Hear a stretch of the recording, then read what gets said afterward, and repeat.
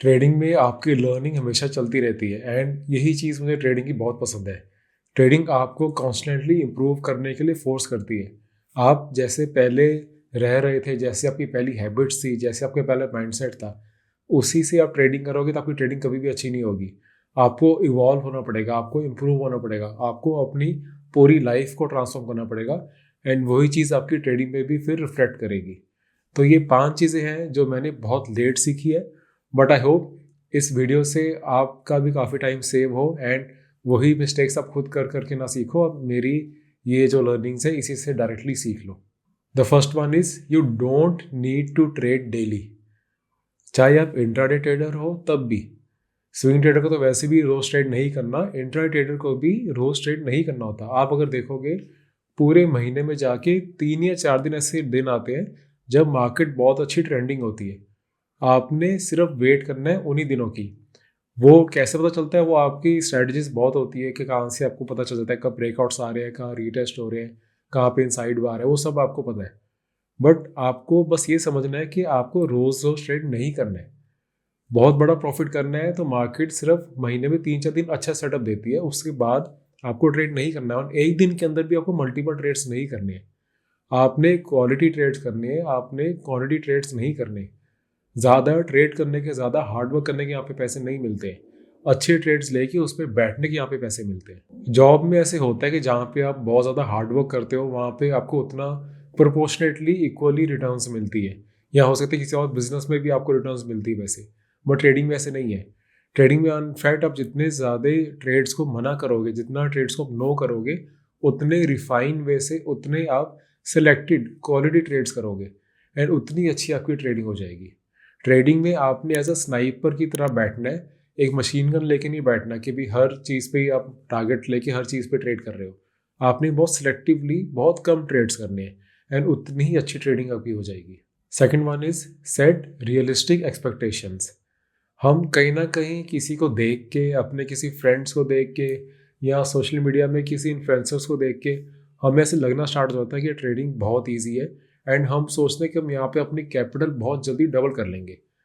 But जो भी trade थोड़ा टाइम से कर रहा है उनको पता है कि trading is the hardest way to make money. यहाँ पे ऐसे बस दिखाया जाता है कि बहुत ईजी है। यस, वो ईजी हो जाती है बट उसके लिए स्टार्टिंग में 2 3 साल बहुत डिफिकल्ट आपको निकालने पड़ते हैं। आपको एक अपना एज बनाना पड़ता है, कि अपना प्रोसेस बनाना पड़ता है, एक स्ट्रैटेजी में अच्छे से स्टिक करना पड़ता है काफ़ी टाइम तक।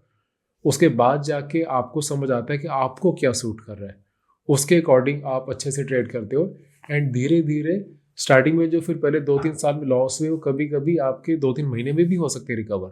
बट वो धीरे धीरे भी टाइम आता है, वो स्टार्टिंग में ऐसे नहीं आता। बट अगर आप मार्केट में ऐसी एक्सपेक्टेशंस लेके आओगे कि मैं तो बस अब यहाँ पे आ गया हूँ, मेरे फ्रेंड्स ने भी बहुत जल्दी अपनी कैपिटल डबल कर ली थी, मैं भी कर लूँगा। काफ़ी बारी बहुत लोग अपना फेक भी दिखाते हैं प्रॉफिट्स वगैरह अपना कुछ ना कुछ सेल करने के लिए। बट आपने एक अच्छे से मेच्योर वे से आना है यहाँ पे, आपने बहुत ज़्यादा एक्सपेक्टेशंस नहीं लेके आनी। इनफैक्ट काफ़ी लोग मुझे पूछते हैं कि सर पहले साल में अगर हम ट्रेडिंग कर रहे हैं तो कितने एक्सपेक्ट करनी चाहिए मेरे रिटर्न्स। मैं कहता हूँ ज़ीरो। अगर पहले साल में आपने अपनी कैपिटल बचा ली वही बहुत बड़ी बात है। ज़्यादातर लोग पहले साल में ही अपनी कैपिटल पूरी ब्लो कर लेते हैं, फिर वो लर्निंग सोचते हैं कहाँ से सीखें, कहाँ से हम समझें सारा कुछ, बट तब तक उनकी कैपिटल ऑलरेडी खत्म हो चुकी होती है। Third point is managing risk is the biggest secret. Literally अगर आपने पूरे ट्रेडिंग का एक समरी आपको चाहिए मेरे से, आपको पूरे ट्रेडिंग का एक सार जिसे कहते हैं ना चाहिए, तो that is risk management.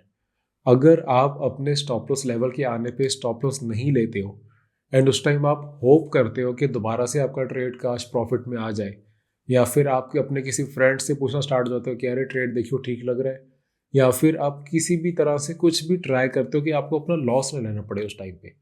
Bus stop loss का मतलब ही यही है कि आप अपने लॉस को छोटे से पॉइंट पे आके निकाल के अगले ट्रेड पे मूव ऑन कर जाओ। अगर आप कभी भी अपने लॉस को बहुत बड़ा चलने दोगे तो आप कुछ भी कर लो मार्केट में, आप कभी भी प्रॉफिटेबल नहीं होगे। आप कुछ ट्रेड्स में प्रॉफिट करोगे छोटा छोटा, फिर एक ट्रेड आएगा काफ़ी बड़ा लॉस वाला, वो आपके सारे प्रॉफिट्स को ख़त्म कर देगा।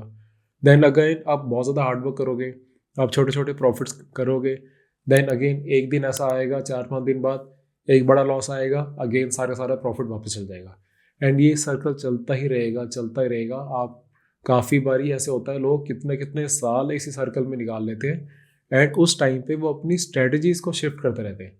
वो सोचते हैं कि मेरी स्ट्रेटजी ठीक नहीं थी, अब मैं दूसरी स्ट्रेटजी ट्राई करता हूँ, अब मैं प्रॉफिटेबल हो जाऊँगा।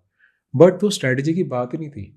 जो भी प्रो ट्रेडर्स है, एक्सपीरियंस ट्रेडर्स है, जिनको मार्केट में 10-10, 11-11 साल, 15 साल हो चुके हैं, उनके अब चार्ट्स देखना, उनके बिल्कुल बेसिक एकदम प्लेन चार्ट्स होते हैं। काफ़ी लोग तो सिंपल प्राइस एक्शन पे ट्रेड करते हैं। तो स्ट्रेटजी के इतनी ज़्यादा मैटर नहीं करता। आप अगर रिस्क मैनेज नहीं कर रहे हो तो कुछ भी काम नहीं करेगा। एंड प्लीज़ अंडरस्टैंड, जो आपका जो लॉस है ना, स्टॉप लॉस है, वो आपका रेंट है। आपने मार्केट में ये खर्चा देना ही देना है, इसको आपने अवॉइड नहीं करना। यस, आपने ये ट्राई करना है कि कितने छोटा रेंट देना पड़े, कितने छोटे लॉस में मैं बुक करके अगले ट्रेड में मूव ऑन कर जाऊँ। एंड आपने उसको इतना छोटा भी नहीं रखना कि आप ट्रेड को आप चोक कर दो, आपका ट्रेड चल ही ना पाए, एंड मूवमेंट आने से पहले आपका हमेशा स्टॉप लॉस होकर बाहर उतरे। तो स्टॉप लॉस लेवल कितना रखना है, प्रॉफिट कहाँ पे बुक करना है, एंड कितना टाइम तक उसको राइड करना है, एंड वैसे स्टॉक्स ढूंढने कहाँ से है, ये सब के लिए आप नीचे मैंने लिंक दिया हुआ है, वहाँ से आप देख सकते हो।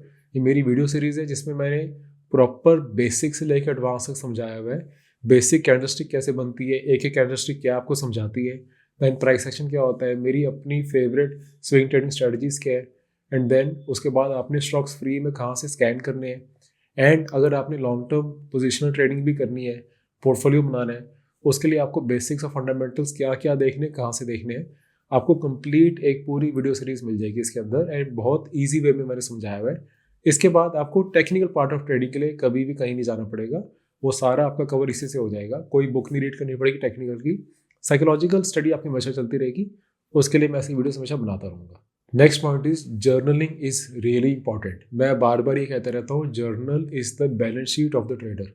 हम कंपनीज की बैलेंस शीट देखने के लिए बहुत हम एक्साइटेड रहते हैं कि यार कंपनी के क्या रिजल्ट्स आए हैं, क्या प्रॉफिट है, क्या नहीं है, कितना ईपीएस है। बट एक ट्रेडर की जर्नल होती है उसी की बैलेंस शीट।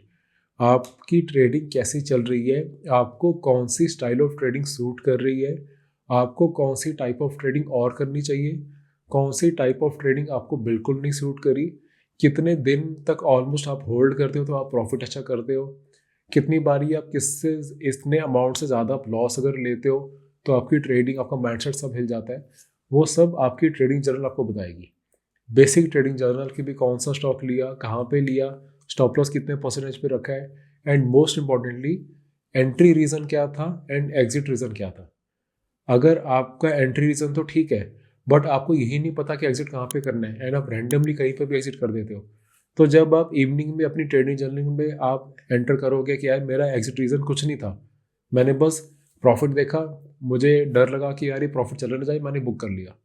एंड अगली बारी आप जब दोबारा ऐसी मिस्टेक करोगे, आप 2 बारी, 3 बारी, 4 बारी कर लोगे, बट उसके बाद आपको समझ आएगा कि यार ट्रेडिंग जर्नल में मुझे जाके लिखना है कि मेरे एग्जिट रीज़न क्या था, एंड एक्चुअल में एग्जिट रीज़न कुछ भी नहीं है। जब बार बार आप करोगे, आप ट्रेडिंग जर्नल मेंटेन करोगे, आपको खुद समझ आ जाएगा कि यार मैं बिना ही रीज़न के निकलता रहता था स्टॉक से, एंड उसके बाद मैं रिग्रेट करता था कि स्टॉक कितना अच्छा चलता है। आपको एक बार ये चीज़ रियलाइज़ हो जाएगी ना, वो ट्रेडिंग जर्नल से ही होगी, आपकी लिटरली ट्रेडिंग बहुत ज़्यादा इंप्रूव होएगी। फिर आप रिग्रेट नहीं करा करोगे कि यार मैं अच्छे ट्रेड्स ले भी लेता हूँ, अच्छे स्टॉक्स फाइंड भी कर लेता हूँ, उसमें अच्छे से एंट्री भी कर लेता हूँ, बट बहुत जल्दी एग्जिट कर देता हूँ। ये प्रॉब्लम सबको होती है, मुझे भी थी स्टार्टिंग में। ये चीज़ आपने नहीं करनी है। Last one is have a winning folder. ये चीज़ मैं लिटरली, मेरी ट्रेडिंग बहुत ज़्यादा इंप्रूव कर दी थी। तो ये मुझे बहुत बहुत लेट जाके समझ आया था, बहुत लेट जाके मुझे इसका कंसेप्ट समझ आया था। आपने एक फ़ोल्डर रखना है अपने लैपटॉप में, जहाँ पे आपकी जो ट्रेड्स अच्छे चले थे उसके आपने स्क्रीनशॉट्स, चार्ट्स के रखने हैं। नेक्स्ट टाइम अगर आप कोई सेटअप आपको अच्छा लग रहा है, आप कोई ट्रेड करने लगे हो, तो उससे ट्रेड करने से पहले अपना वो फोल्डर खोल के उसके सारे चार्ट्स देखो। आपको काफ़ी बार दिखेगा कि अगर सिमिलर सेटअप है, ऐसे टाइप ऑफ सेटअप आपको पहले भी अच्छा चला है, आपको अच्छा ट्रेंड उसने पकड़ा है, तो आप उसको लो। आपको विजुअली, कहते हैं ना, पिक्चर इज़ वर्थ 1,000 वर्ड्स। आपको विजुअली एक चार्ट का स्ट्रक्चर देख के फिर धीरे धीरे समझ आना स्टार्ट हो जाएगा कि ये ऐसे टाइप ऑफ जो पैटर्न्स होते हैं, ऐसे टाइप ऑफ पैटर्न्स जो ब्रेकआउट देते हैं, वो ऐसी मूव्स देते हैं। पहले भी इसने मूव्स दिए हुए हैं, हो सकता है उसी स्टॉक ने पहले वैसा सेम मूव दिया हो, या फिर और काफ़ी सारे स्टॉक्स ने वैसे ही मूव दिए हो, सिमिलर मूव दिए हो, एग्जैक्टली सेम तो नहीं होगा, बट वो चीज़ आपको पता तब चलेगी जब आप एक वैसा फोल्डर मेंटेन करोगे, एंड उसके अंदर सारे के सारे अपने विनिंग, जो भी आपकी विनिंग स्टॉक अच्छे चले हैं, उसके स्क्रीनशॉट लोगे। ट्राई करो एक बारी, जब भी आप ट्रेड लेने लगते हो उस टाइम पे उसका स्क्रीनशॉट ले लो, एंड जब आपने उसका एग्जिट कर दिया सिंपली वहाँ पे हॉरिजॉन्टल मार्क करके कि यहाँ पे एग्जिट किया था उसका स्क्रीनशॉट ले लो। उससे आपको खुद को कॉन्फिडेंस भी आएगा कि मैंने अच्छे पॉइंट पे यहाँ पे ले लिया था एंड मैंने यहाँ से यहाँ तक इसको राइट भी किया था। जैसे जर्नलिंग का ही टाइप ऑफ एक्सटेंशन है। जर्नलिंग आप वर्ड्स में लिख के करते हो, एक्सेल फाइल में कर सकते हो, आप हैंड रिटन कर सकते हो, ये आप विजुअल जर्नलिंग कर रहे हो। एंड उसमें जो भी आपके स्टॉक्स अच्छे चले हैं उनके स्क्रीनशॉट्स आप एक अलग फोल्डर में, जिसको विनिंग फोल्डर कहते हैं, उसमें सेव कर रहे हो। तो इससे आपको बहुत अच्छा पूरा फोल्डर जब भी आप ओपन करोगे आपको समझ आएगा कि यार मुझे ये वाले सेटअप्स अच्छे चलते हैं मेरे लिए, मुझे ये सूट करते हैं, एंड जो नेक्स्ट मैं ट्रेड देने लगा हूँ, हाँ जी ये सेटअप भी सेम है या नहीं है।